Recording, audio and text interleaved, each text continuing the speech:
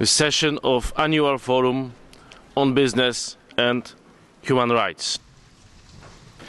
Honorable Chair, Madam High Commissioner, Excellencies, distinguished working group members, distinguished delegates and participants, ladies and gentlemen. It is a great honor for me to be opening the second Annual Forum on Business and Human Rights this morning. We are celebrating the International Day of Persons with Disabilities.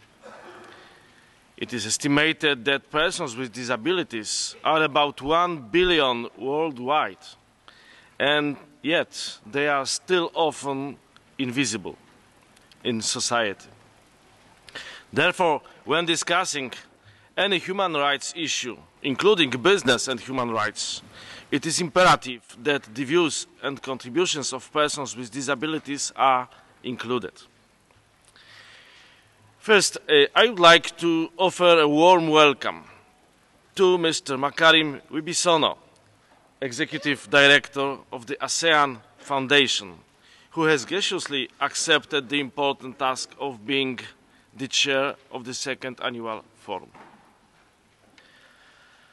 I would also like to extend a warm welcome to the members of the working group on the issue of human rights and transnational corporations and other business enterprises, to the distinguished representatives of member states, the UN system and mechanisms, international and regional organizations, national human rights institutions, trade unions, business associations and enterprises, and non-governmental organizations, academics and other experts. I welcome affected stakeholders and representatives of impacted communities who, in some cases, have faced considerable challenges in traveling to this important meeting to share their first-hand experiences and perspectives on the impact of business activities on human rights. Through its special procedure mechanism, the Human Rights Council has led the international community's work on the business and human rights agenda for almost 10 years, and in 2011 reached unprecedented consensus on the issue with the unanimous endorsement of United Nations Guiding Principles on Business and Human Rights. This annual forum was established by the Council in the same resolution that endorsed the guiding principles and established the working group. The forum offers a unique opportunity for the international community to bring together all relevant stakeholders to the business and human rights debate, to exchange information, challenges, good practices, and lessons learned with regard to implementing the guiding principles and addressing the adverse impacts of business-related activities on human rights. The overwhelming and continued interest in the forum witness the turnout here today of over 1,700 accredited participants, which exceeds even last year's participation, is testament to the continuing interest on the issue and underlines the pivotal and unique role of the United Nations in the business and human rights agenda. The Council is grateful to the Office of the United Nations High Commissioner for Human Rights for organizing this event and to the working group for guiding the preparations of the forum. I would like to congratulate all involved for having contributed to such a comprehensive and wide-ranging program to meet the aims of the forum as set by the Council. With some 20 plenary sessions and over 25 side events, this is truly a successful collaboration. I am grateful to the partners and donors who have provided not only substantive and organizational support, but also financial contributions. Your support enabled the expansion of the forum to cover many relevant and crucial issues, and enable a wide range of stakeholders to take part in the proceedings. These voices from around the world are essential to ensuring the deliberations are informed by the practical experience of all actors. I wish you successful and rewarding, substantive and action-oriented discussions. With those words, I would like to hand the floor over to the Chair, Mr. Makarim Wibisono, and once again, thank him for his acceptance of the nomination. I thank you for your attention. Thank you, Mr. President, for your kind introduction of me. Excellencies, distinguished working group members, distinguished delegates and participants, ladies and gentlemen. It is a great honor for me to chair the second annual United Nations Forum on Business and Human Rights. I am reminded of the session of the then United Nations Commission on Human Rights, which I chaired in the year 2005, which led to the appointment of the former Special Representative of the Secretary General on the issues of human rights and transnational cooperation and other business enterprise, Professor John Ruggie.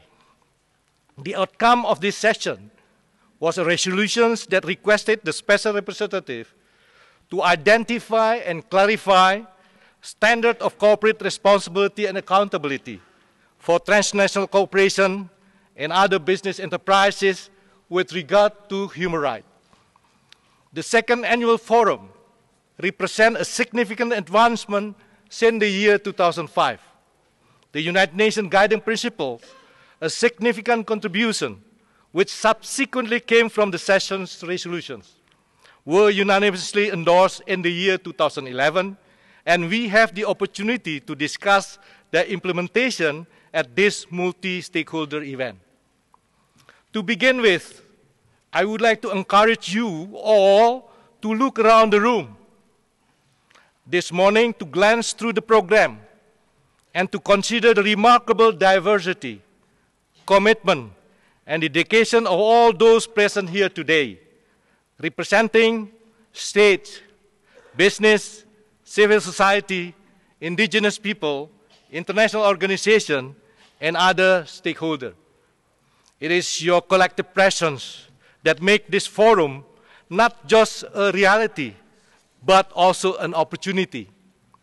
Indeed, implementation of the United Guiding Principle will not be possible unless a collective effort and involved decision makers and those in leadership positions across all sectors and in all walks of life. The number of registered participants this year, as mentioned by the President, was extraordinary. More than 1,700. 11% are from state delegation. Around a third are from a diverse range of civil society and indigenous people organizations. 9% are from academia. 17% are from business, law firm, and advisory services firm. 4% are from national human rights institutions. 1% are from trade union network, and 6% come from the United Nations system and other international organizations. All regions and more than 115 countries are represented among the registrants today. Yesterday, participants took part in training on guiding principles on business and human rights and met to share lessons and perspective on implementation of the guiding principles within different regions and among peers. There were also 2 dynamic sessions in which participants presented their innovative tools for guidance and capacity building and national cases, research, and good practice.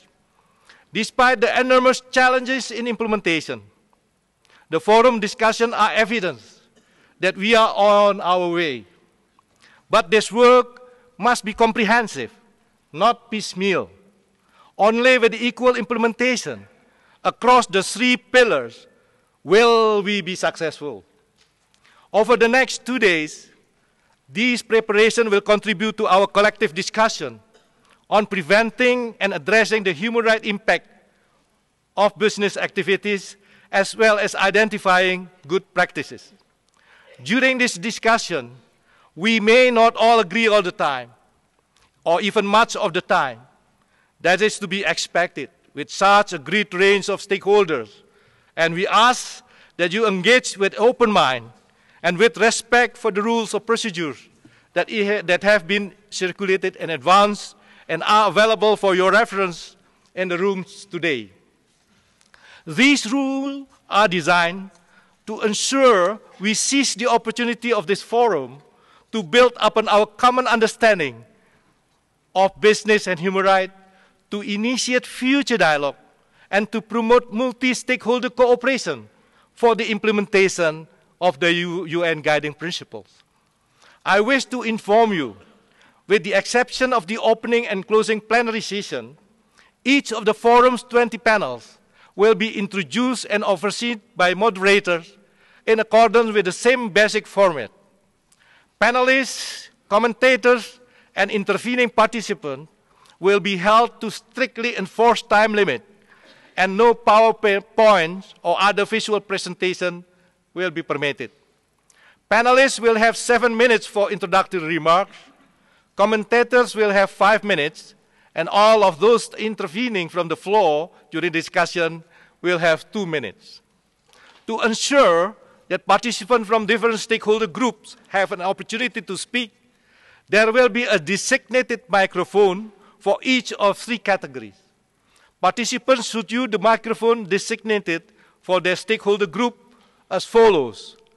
1, states, national human rights institution, United Nations entity, intergovernmental and regional organization. 2, business enterprises, professional association and network, law firm and consultant. 3, civil society organization, trade union representative, indigenous people organization, affected stakeholders, academics, multi-stakeholder initiative, and others. As clarified in the rules procedures, state and other attendants all participate on an equal footing. We hope that this approach will serve to enhance the quality of the multi-stakeholder dialogue per the mandate of the forum as outlined by the Human Rights Council. The moderator will exercise discretion in the management of law intervention to enable broad participation and ensure a balanced debate. We ask that all participants clearly state their name and organizational affiliation before beginning. The speaker list will be available at the back of the meeting rooms and should be completed by all speakers after they have made their intervention. It is in the interest of all of us that we seek to achieve not only frank and respectful dialogue, but also dynamic and substantively focused discussion. Participants are therefore kindly asked to avoid reading from prepared written statement, document, or published text. I would like also to remind all participants that you have the opportunity to submit written contribution to the forum secretariat by email for posting on the forum website. These speaking arrangements have been designed to facilitate the maximum dialogue among all stakeholders. In my capacity as chairperson, I would humbly ask all participants to view this arrangement as part of the unique character of this forum. After all, one of the goals of the forum, per the Council resolution that created, is to foster multi-stakeholder dialogue around the business and human rights agenda and the implementation of the United Nations Guiding Principle, and it is in this spirit of respect and tolerance that we hope to proceed. I would like to close by thanking all those here today, taking note especially the effort of the Office of the UN High Commissioner for Human Rights and working group in making the forum a success. I would also like to note with appreciation the partners and donors who have provided substantive, organizational, and financial support, and recognize the participants who have come from far and wide to lend their important voices to this ongoing discussion. I would especially like to thank the government of Norway and Switzerland and the Geneva office of Frederick Ebert Stiftung the permanent missions that made contribution, as well as the multi-stakeholder group that is sponsoring tonight's reception. I wish you all a successful and productive forum, and thank you for your attention. Now, I would like to invite the chairperson of the Working Group on Business and Human Rights, Ms. Alexandra Guáqueta. You have the floor, ma'am. Honorable Presidente del Consejo de Derechos Humanos. Honorable President of the Human Rights Council, Chair of the Forum, Excellencies, distinguished members of the Working Group, delegates and participants, ladies and gentlemen. It is a great honor for me to be representing the Working Group on the issue of human rights and transnational corporations and other business enterprises at the second annual forum. I would like to extend a warm welcome to Mr. Makarim Wibisono and thank him for undertaking the role of chair of the second annual forum. I'd also like to extend a warm welcome to the distinguished participants of the opening higher-level session and to the representatives of member states, representatives of the UN system and mechanisms, international and regional organizations,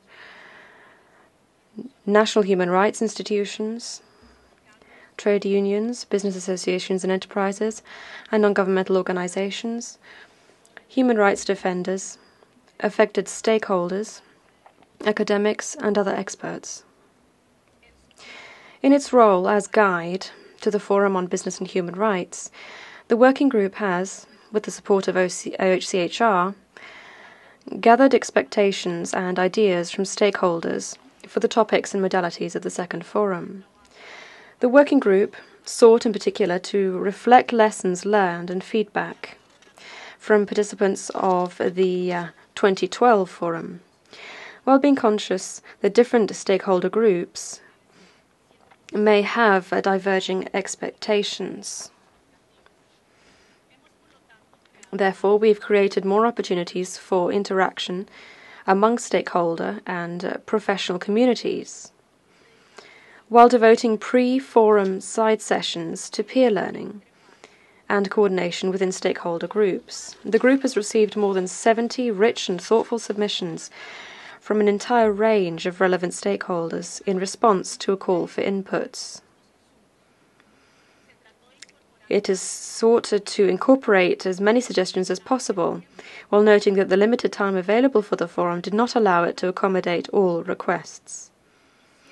I would like to take this opportunity to highlight some of the key principles which have guided the Working Group in preparing for this year's annual forum. First of all, the Working Group believes that the key to tackling the challenges inherent in the field of business and human rights is ensuring that emphasis is placed on all three pillars of the guiding principles: protect, respect, remedy, and simultaneous emphasis on prevention, mitigation, and remedy. The agenda of the forum reflects this important premise, ensuring that most panels incorporate a dimension of each pillar, and that, as far as possible, panels include speakers from states, business enterprises, and civil society. Second, the Working Group continues to advocate and practice the multi-stakeholder dialogue approach and principled pragmatism, which enable the international community to move forward at last in the creation of a much-needed global standard on a key aspect of corporate conduct: its impact on people. The agenda of the forum reflects this approach, as many of the panels addressed principled pragmatism questions, such as supply chain discussions around how many tiers down the supply chain can or should a business go, or, for example, how to complement the dissuasive power of court rulings with market incentives or disincentives to maximize prevention. Or, for example, how to harness people's empowerment and strategic NGO action to achieve corporate culture change and increase access to remedy. Thirdly, The working group also decided to engage with stakeholders at the regional level, in particular states, regional financial institutions and development banks, human rights commissions, regional business associations, civil society and affected stakeholders, and regional multi-stakeholder initiatives. And the aim here is to reach new audiences and seek perspectives and lessons learned with regard to the challenges and opportunities of implementing the guiding principles on the ground. The working group decided that the regional focus would also become one of the themes of the 2013 forum. The first regional forum on business and human rights for Latin America and the Caribbean, the LAC, organized by the working group in collaboration with UNDP and the government of Colombia, was held on the 28th to the 30th of August in 2013. In Colombia, out of approximately 415 registered persons from 17 countries across the LAC region, in addition to participants outside the region, 41% were from civil society organizations, 28% from business, 12% from governments, and 19% from UN agencies. Other state-based and non-state international organizations, national human rights institutions, unions, and multi-stakeholder initiatives. The working group will continue to seek support to hold a similar regional forum in Africa in 2014. Fourth, in the view of the working group, the guiding principles, when applied in practice, must take on board the local and regional and sectoral context to be effective. The agenda of the forum reflects this approach. We believe it is time to envision scaling up efforts to widen the number of business enterprises and states implementing the guiding principles through structured accountability models, whether this be by regulation, industry sector pacts, the new generation of multi-stakeholder initiatives, or other means. The establishment of a capacity-building fund would enable all stakeholders to move forward on the basis of solid technical knowledge available to all, and responding to the dynamisms that has characterized the field so far. Fifth, the working group continues to believe that impunity, especially in cases of egregious human rights violations involving business enterprises, must be addressed. All stakeholders, especially those who aspire to lead in this field, have an opportunity to demonstrate their goodwill and to deliver justice to victims. Sixth, and as per its mandate to give special attention to persons living in vulnerable situations, the working group decided that the forum should highlight the impact of business operations on the specific groups, in particular indigenous peoples, children, and migrant workers. Finally, the working group firmly believes that the challenges of business and human rights cannot be solved by one stakeholder working alone. Coordinated and effective responses are required through all stakeholders, aligning their efforts to implement the guiding principles.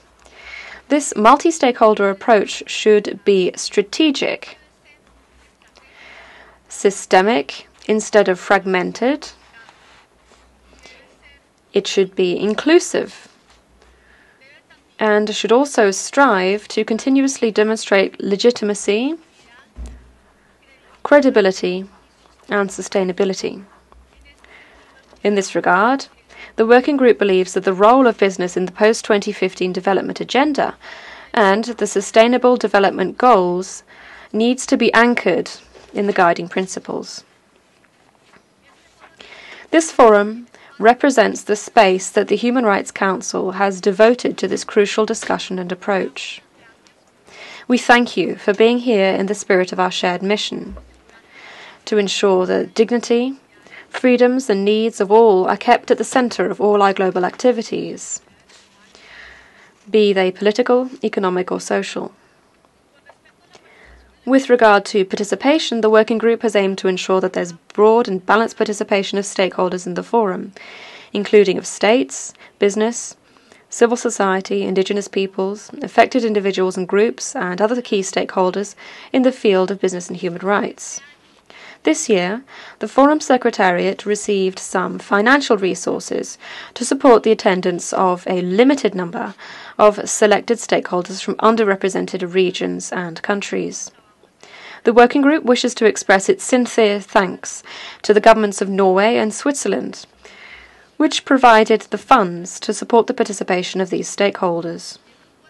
The working group is also deeply grateful to the Friedrich Ebert Stiftung Geneva for the support with organising travel and accommodation for these stakeholders.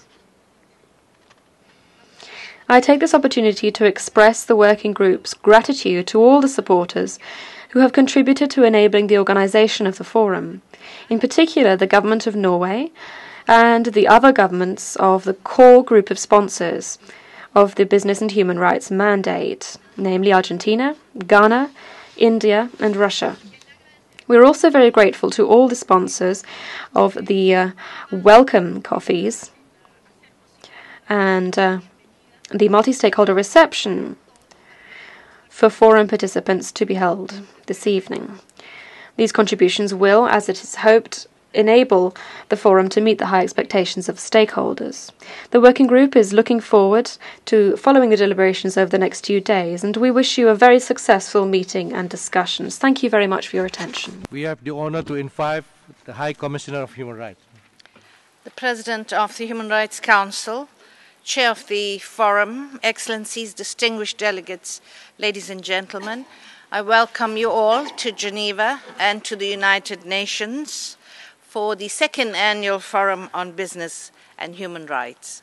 Special thanks are due to the members of the Working Group on the issue of human rights and transnational corporations and other business enterprises who have guided the development of the forum, and to Mr. Makarim Wibisono, our distinguished chair. Last year's inaugural forum was the biggest global stock-taking of the business and human rights agenda to date. The interest was overwhelming, with more than 1,000 participants from more than 80 countries. It showed the seriousness with which people view the issue of human rights and business. The importance of the issue has not waned, nor, I'm pleased to note, has interest in the forum, with registration well exceeding last year's total to reach now some 1,700. The forum is a unique event that brings together many groups, states, human rights defenders, businesses, employers, organizations, trade unions, and national human rights institutions. It is not only a chance to discuss how to prevent negative business effects on human rights, but an opportunity to hear from people you may not normally engage with, including those whose rights have been directly affected. The Human Rights Council's endorsement in June 2011 of the guiding principles on business and human rights was a milestone. It provided for the first time a common global platform grounded in international human rights law for advancing business respect for all human rights. The significance of this achievement should not be overlooked.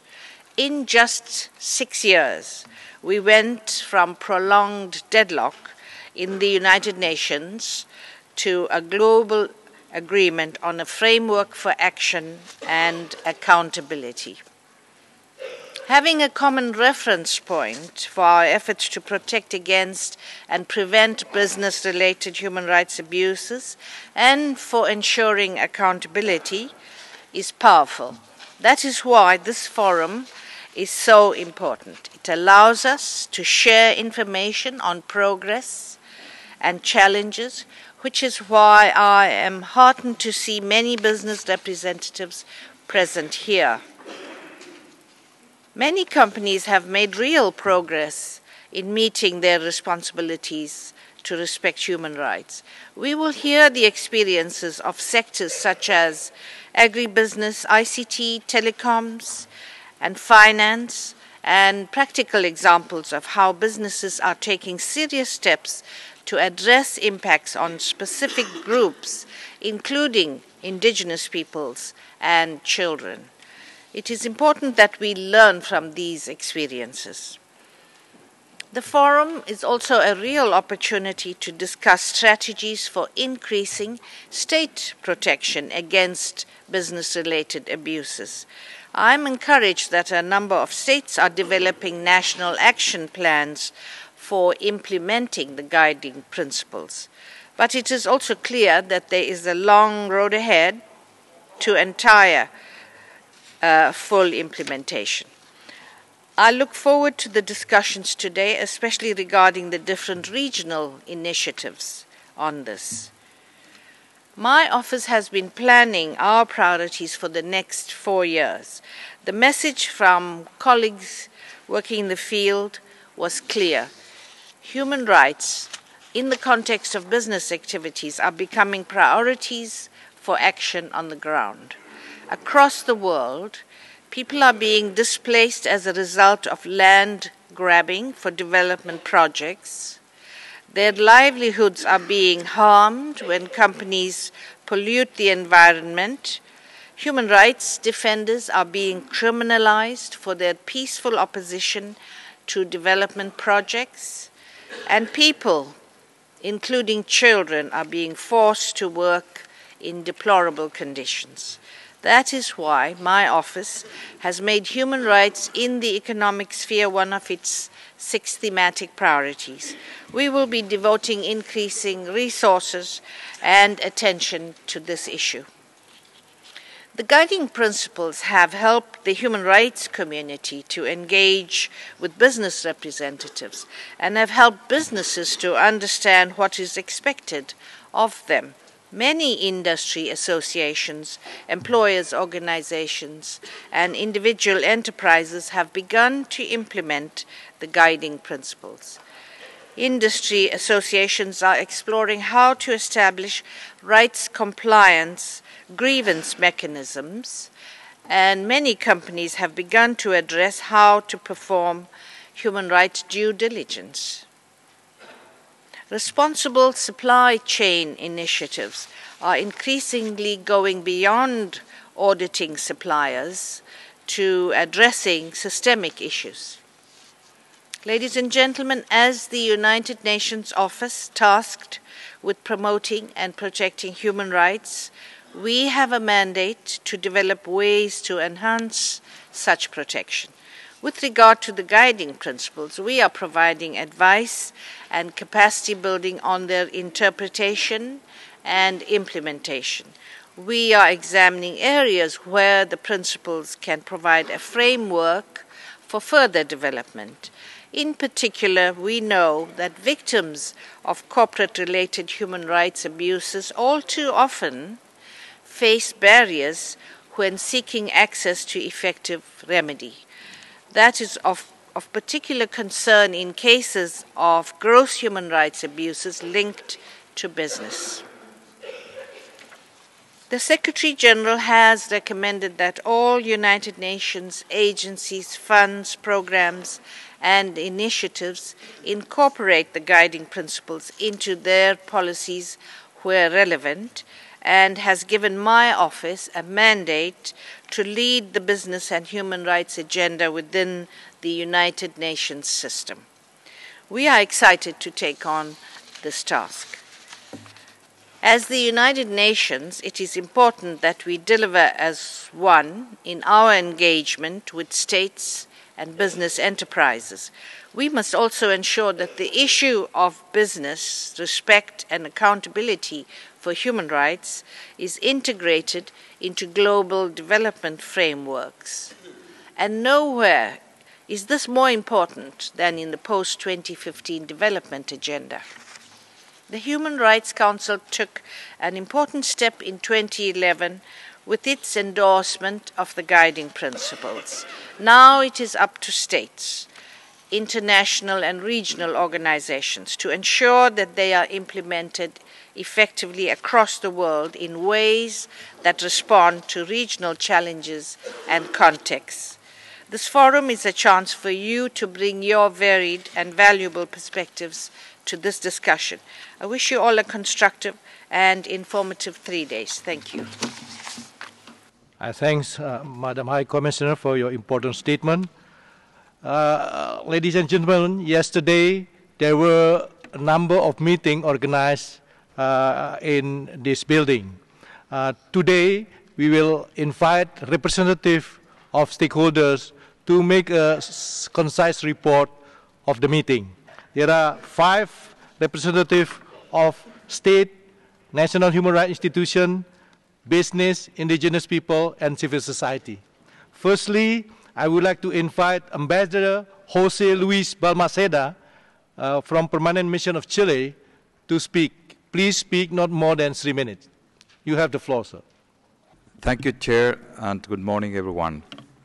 As Chair of the State Pre-Forum session yesterday, I am pleased to report back from our very engaged and interesting discussion, which was focused on gap analysis and national action plans. The top development identified during our session as regards implementation of the UN guiding principles was the positive developments towards different forms of national action plans. While only one state launched a formal action plan, many states present are taking measures to follow up the UN guiding principles. Even more importantly, several national action plans are in the pipeline based on comprehensive preparatory processes, including extensive stakeholder consultations. There was also a common view that the main challenge when developing national action plans was related to securing a comprehensive buy-in, awareness and understanding across all government sectors as well as business and civil society. This in order to gain the necessary public legitimacy, that means clarity, certainty and support. In this regards, policy coherence among all state actors is an important challenge and task. Based on our discussion, I believe that the most important factors to consider to advance dissemination and implementation of the guiding principles among states are to, first, acknowledge that there are different ways to reach our common goals of extensive awareness and implementation of the UN guiding principles. For instance, the timing of a mapping or gap analysis can differ between states just as the shape of the stakeholder consultations. The plans will also differ in their focus on emphasis. Second, the need to persistent leadership and extensive stakeholder engagement when developing the plans and initiatives, also to create the necessary sense of urgency. States need, for instance, to make clear which expectations they have to business and to introduce incentives for use of due diligence into their relationship with business. For example, as a requirement in their procurement policies for government agencies and state-owned enterprises. Third, the need for more competence in implementing the UN guiding principles, including through exchange of best practices between states and within regions. Regional dimension can be a powerful instrument to enhance the national plans. And fourth, communication and dissemination of the guiding principles and the plan of actions are key factors to reach and engage relevant stakeholders. Thank you, Chair. Working Group on Business and Human Rights. You have the floor, ma'am. The International Coordinating Committee of NHRIs on the Working Group on Business and Human Rights organized the pre-forum session of national human rights institutions entitled, and I quote, "Strengthening Rights, Responsibilities and Remedies, Bridging Accountability," unquote. More than 15 NHRIs participated in the session to discuss and share insights and experiences in the implementation of the UN guiding principles at the national level. Now, the top challenges faced by the NHRIs are the following. First, the relatively poor response of duty bearers and businesses on the United Nations guiding principles, given that the principles are not legally binding. Number 2, the state of development where national institutions operate. Number 3, the legal accountability and access to remedy under Pillar 3 of the guiding principles are not given much emphasis. However, the top developments as identified are, first, the alternative dispute mechanisms utilized by NHRIs in mediating between business enterprises and claim holders. Number 2, multi-stakeholders dialogues among NHRIs, government, businesses, and affected communities. Number 3, media coverage and increasing public interest on issues pertaining to business and human rights. On the basis of both above, the opportunities that are available to NHRIs in strengthening their role in the implementation and dissemination of the guiding principles include the following. First, we can use the Universal Periodic Review for reporting on national implementation of the United Nations guiding principles. Number 2, we can collaborate between states where the business enterprise is registered and where it is operating in. Number 3, there is the translation of the United Nations guiding principles in the national language and the inclusion of business and human rights in national action plans, which in fact should be effectively enforced. Number 4, there is the opportunity for the establishment of joint monitoring mechanism between NHRIs and trade unions. And number 5, we can enhance knowledge at the national level with respect to Pillar 3, that is to say the access to remedy, especially by the marginalized sectors affected by unfair labor practices in business. And number 6, the sharing of experiences on complaint handling among NHRIs in order to maximize limited resources. Thank you very much. Now I invite Ms. Vanessa Zimmerman from Rio Tinto. You have the floor, madam. Thank you, Chair, and good morning to everybody. The business session was designed to focus on how companies engage with third parties in commercial relationships as well as with civil society and governments. I will provide the main takeaways from the session today, and a report will be made public later this month. First, on implementation. There is progress on implementation from policy drafting and training programs through to reporting systems and capacity building with business partners. The UN Guiding Principles have provided a very credible roadmap for this implementation. There was recognition yesterday of the importance of an integrated, coordinated approach, including through cross-functional internal working groups and embedding implementation of the UN Guiding Principles as much as possible into existing company processes. There was a recognition that companies need to ensure that all relevant functions and colleagues are engaged, whether human resources, sales, procurement, risk compliance, legal, or corporate affairs departments engaged in public advocacy. Sector-specific and multi-stakeholder initiatives are assisting businesses to take a more context-specific approach, and multi-stakeholder initiatives are also facilitating implementation.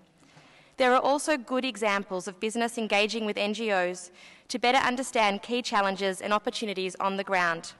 It was recognised that civil society often do support companies to know and show that they respect human rights, even when relationships start off as adversarial or as naming and shaming.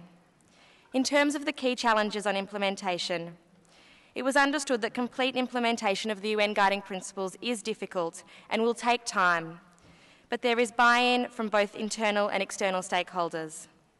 Business relationships remain complex. The sheer number of business partners make it necessary to prioritise action relating to human rights. We also had a dialogue on leverage and the different perceptions of this concept as set out in the UN Guiding Principles. Companies discuss the importance of addressing how to best communicate the work they are doing and how to convey to external stakeholders that developments are happening. This can be challenging when a lot of work is internal capacity and capability building. In terms of future needs and the abilities to promote implementation, there remain clear connections between all three pillars of the Protect, Respect and Remedy framework, including between the state duty to protect and the corporate responsibility to respect. Difficulties arise when business is asked to step into the role of government. There are also good opportunities for government to support business to respect human rights, including through national action plans. The idea that companies should be part of national action plan design processes was raised. This includes small and medium-sized enterprises. There are many different ways in which civil society and business can engage. There are clear benefits in both groups engaging productively in relation to specific challenges, as well as more general discussions. All types of businesses need to be equipped to be part of this discussion, including small and medium-sized enterprises and others from diverse sectors and geographies not in the room. Thank you. Mr. Luis Fito. Muchas gracias, señor Thank you very much, Chairman. Pueblos indígenas que nos hemos reunido. The indigenous peoples have been meeting over the 2 days prior to this forum. And we'd like to tell you about some of our concerns and our recommendations, and we'd like to let the forum and the working group know. In the context of business activities, indigenous peoples are victims of violations to their rights to land and to resources. We can see that there are various different activities that affect us in this way. Extracting industries and energy-related activities in indigenous territories are particularly responsible. All of this affects our way of life and our very subsistence.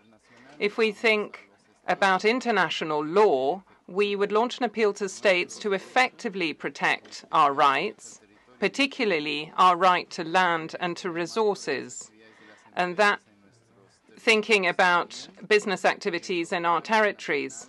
We would also like national plans to consider the participation of indigenous peoples pursuant to ILO Convention 169 and also bear in mind the UN Declaration on the Rights of Indigenous Peoples. Secondly, we would like to see the implementation of free, prior and informed consent. This is absolutely essential when it comes to the activities conducted by enterprises in indigenous territories. Consultation is a duty of states, and it cannot be delegated.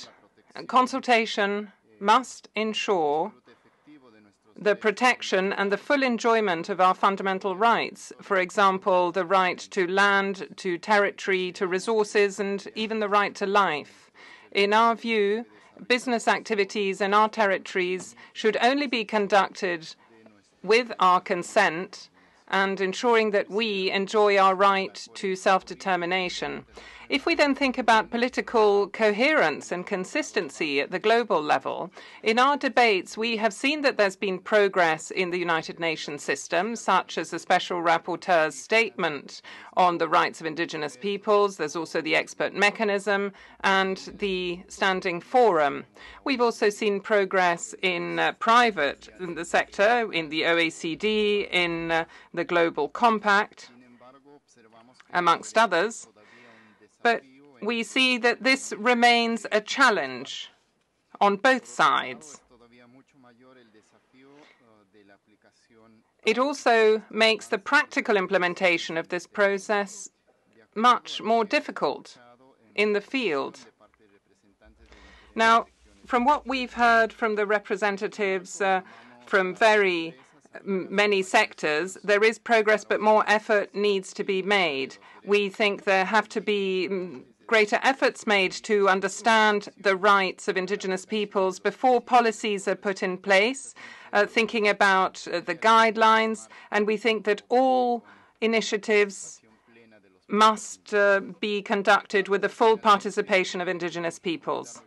And fourthly, we would like to recommend to the working group and to the forum that they remember the rights of indigenous peoples when promoting the guiding principles, and that this ought to be borne in mind when all future activities are undertaken, in line with what's been established by the working group. We would particularly urge an analysis of reparation mechanisms, and that this too be done in conjunction with indigenous peoples. Thank you very much, Chairman.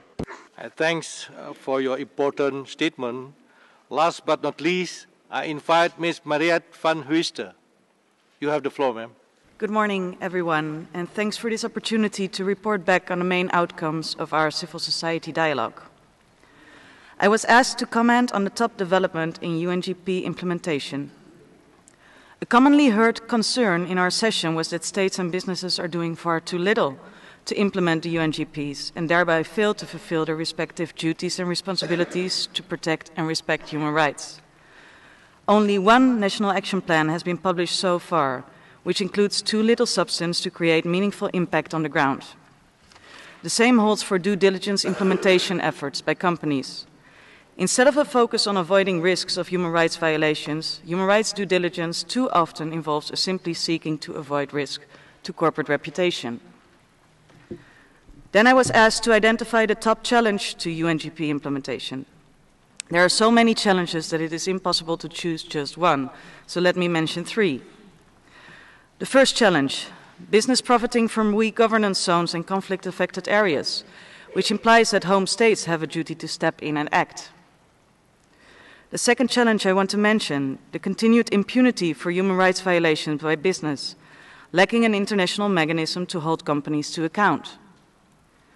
Third, the lack of remedy mechanisms for victims of business-related human rights abuse.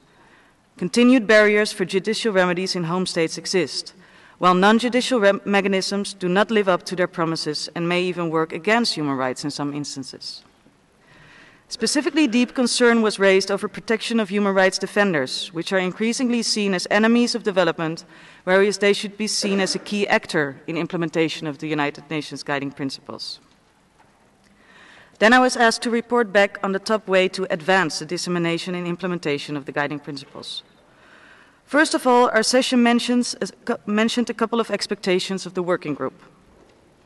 First, the working group should focus on evaluating how effective actions by states and businesses have been in creating impact and what still needs to be changed. Furthermore, the working group should regard human rights defenders as a particularly vulnerable group and seek ways to monitor how governments protect human rights defenders. Furthermore, the need for an international binding instrument on the corporate obligation to respect human rights was widely recognized in our session. Many civil society representatives urged states, the working group, and the Office of the High Commissioner on Human Rights to start a process in this direction. Since this seems to be a longer-term trajectory, a promising line of state action would be to strengthen national-level regulation that creates stronger obligations for corporations to respect human rights, including when they operate abroad. We may also look into the effective sanctioning mechanisms included in trade and investment agreement as a source of inspiration, as well as instruments that need to be matched or balanced by human rights instruments of equal strength. I want to finish off by reminding everyone once again that what we are really talking about here is protecting human rights, the rights enjoyed by all human beings. This means we must ensure that the perspectives and experiences of victims remain central to our work. This goes for the working group as you continue your mandate. Make sure you are making make sure you are making time to listen to and prioritize victims. This goes for states as you proceed with developing your national action plans. Make sure that victims are an integral part of this process. This goes for business. Make sure due diligence is about avoiding risk for people, not just your reputation. And we as civil society pledge to make human rights and victims of rights abuse the focus of all we do. I hope this covers the most important outcomes of our session, and thank you for your attention. I thank for all speakers. You bring about a very valuable input to our meeting. So I plan to have a break for 5 minutes. However, I would like to announce that there will be no break before the next panel, only rotation of speaker. So the meeting is suspended for 5 minutes.